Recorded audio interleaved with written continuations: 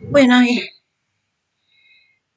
look and see the different testimonies that are going on in the Senate and in Congress, the different people that appear, the different confirmations, so many different things, when I see that, my heart gets so disturbed and so concerned.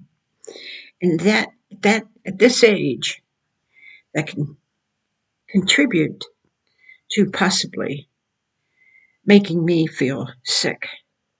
Because when I hear what's happening to children, when I hear what's happening to so many people through what others are passing as laws and fighting for purposes they fight for, that is so against our children and our lives. It makes me sick to my stomach. It literally troubles me that badly. But that's nothing compared to what it's doing to the lives of others. When I hear and see those that stand up for what is right, what the godly principles of truth and the wisdom of understanding and the common sense, when I hear them stand up and speak, my heart will rejoice that there are those out there that do that. Oh, yes, they're persecuted, they're hated, so many things happen, but we are so blessed with people who will stand up and tell the truth. And I always say it's what God whispers in your ear for you to shout it upon the housetops the way he said. And this is what I see going on. I don't watch the news. I do not want any parts, not even a tiny part of opinions. Because you see, opinions, and that's all commentators give. They don't give you news. They give you what they think and feel, and they don't even tell you what really goes on in the Senate hearings and in the uh, Congress. They don't tell you. They tell you only what they want you to hear. They cherry pick out of it. And if you don't make it your business to hear what's really going on, you won't hear the truth. You'll only hear what they say is the truth. And some people, they are satisfied with that. I don't know if it's laziness. I don't know.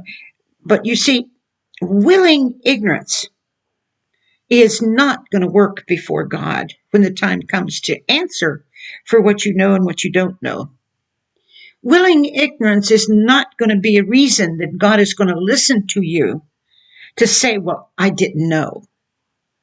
Because you see, with as bad as technology is used against us, technology gives us the power to be able to see and hear things that years ago we could never know. And it's our job to do our homework with everything. It's our job to seek out God, which is my homework. It's not yours, it's mine. Our job is to seek out the truth. I can't blame you for my not having it. I can't blame you for not seeing it. I chose a long time ago that I had two matters in my hand. And this one weighed very little because it was ritual. It was things of no real value. But on the other hand was the what the Bible calls the weightier matters. The matters that concern life and death of God's children, life and death of his church, life and death of the gospel. You say, well, how could it determine life and death of the gospel? By shutting it down. That's a death. By shoving it out and replacing it with worship for the creature, which is man, more than worshiping God. we are all answerable for these things. This is why I put out a video that we need to pray. I don't know about you, but I don't know how anybody can look up towards God and ask God to bless their food, bless their children, and not remember the so many that are oppressed and don't have anything. If you read Isaiah 58, he tells you to pray, to free the oppressed and lift every burden. So how do you ask God to bless your food, nourish your body, take care of your children, take care of your life, and not care that there are others out there that don't have a roof over their head, that have been kicked out on the street? The mentally ill years ago were kicked out on the street. I understand mental illness. I was raised with it. Horrible, horrible things that these people go through in the wintertime with only boxes to cover their bodies. Oh, you can say, well, that one won't work. And you can cherry pick out people. Just like for everything else, there is an extreme. There is an order of evil that uses these things, just like with abortion. There are cases, a minimal amount of cases that cause this and cause that, but yet millions are killed. And you have to weigh the weightier matters, and you have to work with what you have. You have to allow God to teach you how to help even the minority part of it. You have to be willing to hear his voice and understand what part to do.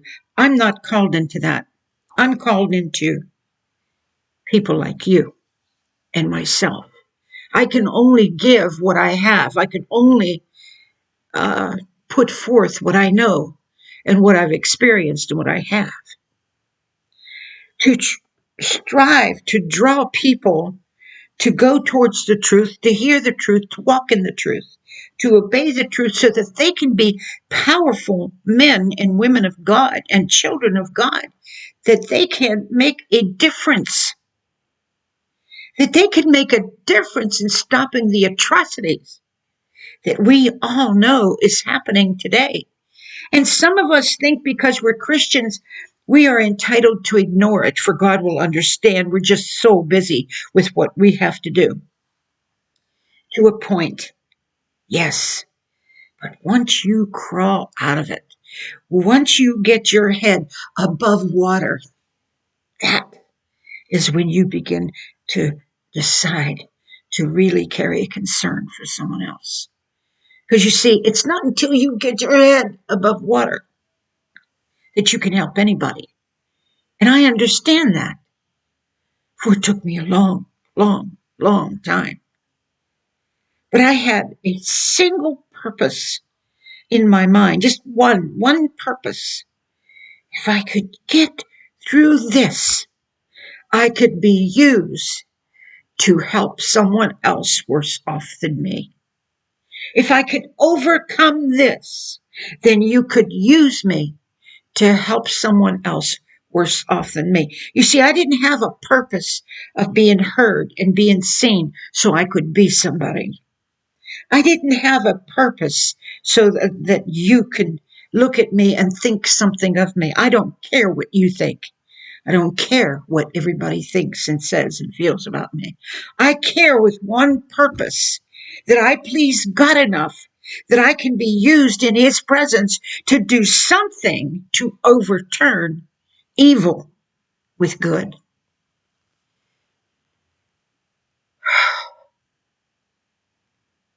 When you allow the propaganda to speak to you and tell you what's going on and you've never searched it out, you've never tried to find out whether they're telling you the truth or not. You never tried to hear the other side that they have stifled, that they have put a lid on to make sure you could never hear it. But you accept the other side completely. When the side that you're listening to is holy, it's righteous, it makes sure it doesn't hurt children. It makes sure it doesn't do that which is evil to others. You don't have to study what the other side does, because it's delving into the devilishness of evil. You don't need to do that. But when you are in the devilishness of evil that you've been born into, that you've been influenced by, that you've walked with, and then suddenly you become in a place where you want to be reborn and be with God, and you don't search out what truth is. Understand the truth is Jesus Christ. The truth is something that you speak that goes out into the air, and it stays there forever. The person that you speak to, and even as I give these videos, every person that hears it, the truth goes out, and all of you make choices as to what you do with it. I told you many times, I'm not responsible for that. That's your choice. Everything that I do to follow God, no matter what judgments you have, doesn't matter to me. For the fear of God is upon me, and I have more fear of Him than I ever could have of what you say, think, or do. And when you talk about the fear of God, I don't talk about it as though I am always afraid. No. My schoolmaster has turned into love. My schoolmaster has caused me to love him so much that I won't do anything else but tell the truth.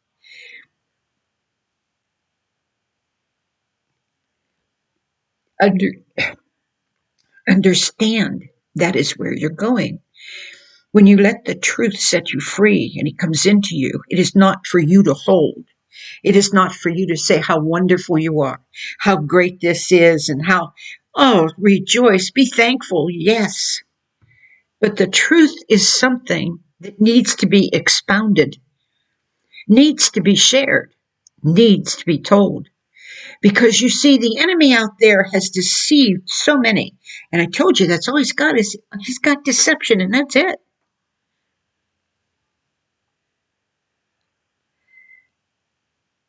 There are those out there that live daily, I mean daily, with the atrocities.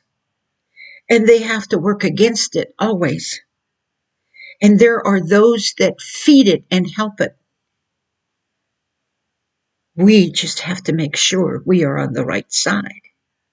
We just have to make sure that when we support someone, when we give to an organization or we give to a church, we have to make sure that what we give and do is the right thing. Because I promise you, you'll lose what you have or what you seem to have if you do not use what God has given you to do what is right in the sight of God.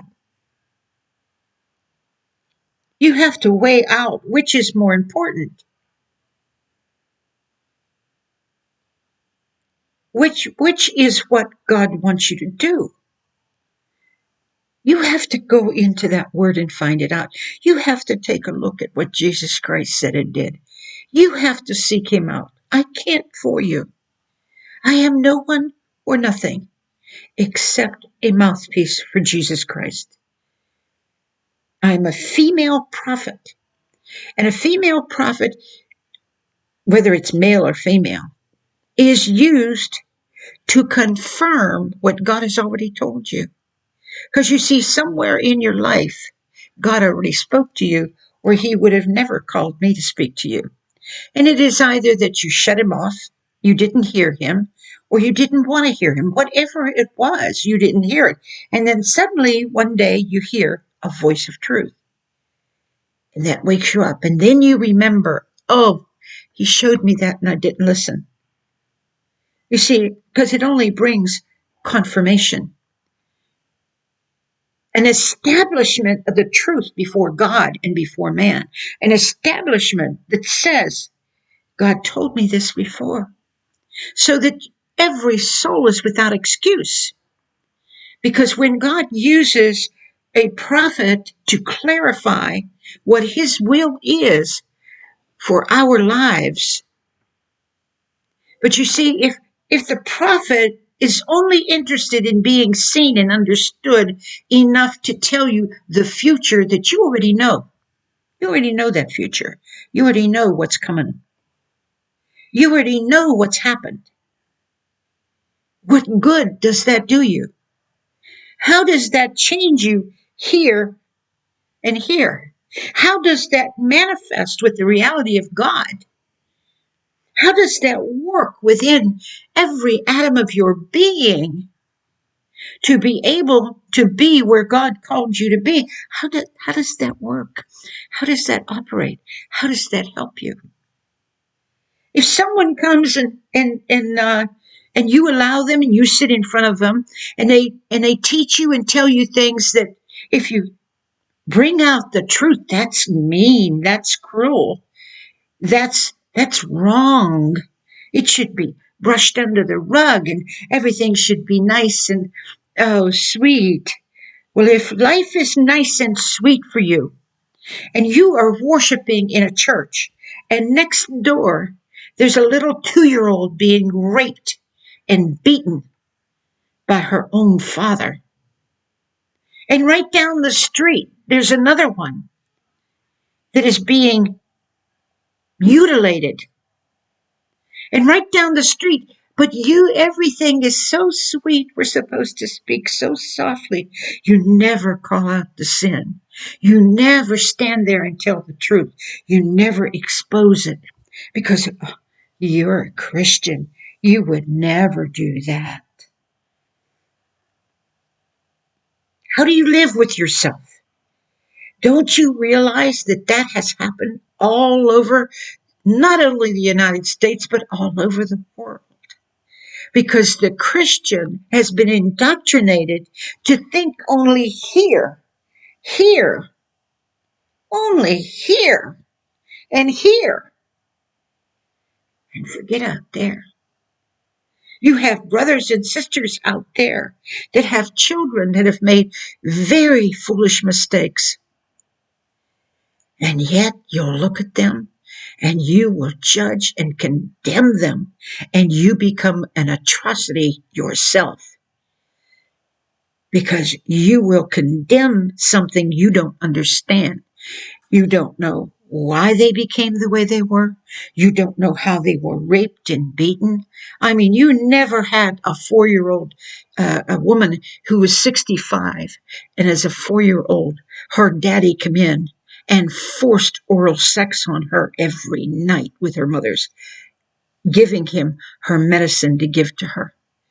And you could hear the bed banging where her head was being bashed into the headboard. And the mother says, nothing. Oh, that's only one tiny little thing that happens. But oh, you're busy. You're just too busy. You're just supporting the church, giving everything you have for the church, giving everything you have to lift up your pastor. He's watching over your soul. He's the only one that knows anything. You're just too busy. You're too busy to care what's over there. You know, I have actually heard a man dare to say this. When to be kind to somebody, to speak to them nicely, is kissing their rear end. Now, why should I want to do that? I mean, that's how far gone he had become. That's how far gone you have become. Why should I care about that family? That family isn't a Christian. How can they become a Christian? They have a neighbor who doesn't care. You know, the Bible does teach, don't take up a cause against your neighbor, because you have to dwell with them. You have to live next door to them the rest of your life. But yet there's many neighbors that do nothing else but lie, cheat, gossip, and breed resentment, hatred for people. They'll even say, well, don't go to so and so, she's too extreme. But oh, we have a library filled with Harlequin romance. I mean, we really enjoy sex in those books. We're 80 and 90 years old, and we are able to come to have this sing along.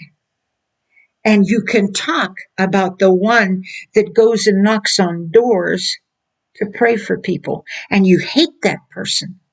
What right does that person have to do that? Well, maybe God led them. There is so much going on with people who call themselves Christian that when I found it out, it almost destroyed me as a Christian. But as Christians, we can't go down. We must go up.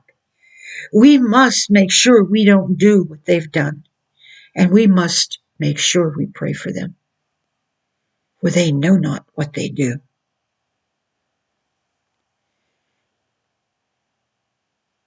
There are people right here and now that know that parts of the church are really out of course. And they speak about it. And I think that's wonderful. I truly do. I was just thinking if this picture looks so grainy, it's because I'm losing my light. It's getting darker, and I'm going to have to stop. Because pretty soon I'm going to disappear.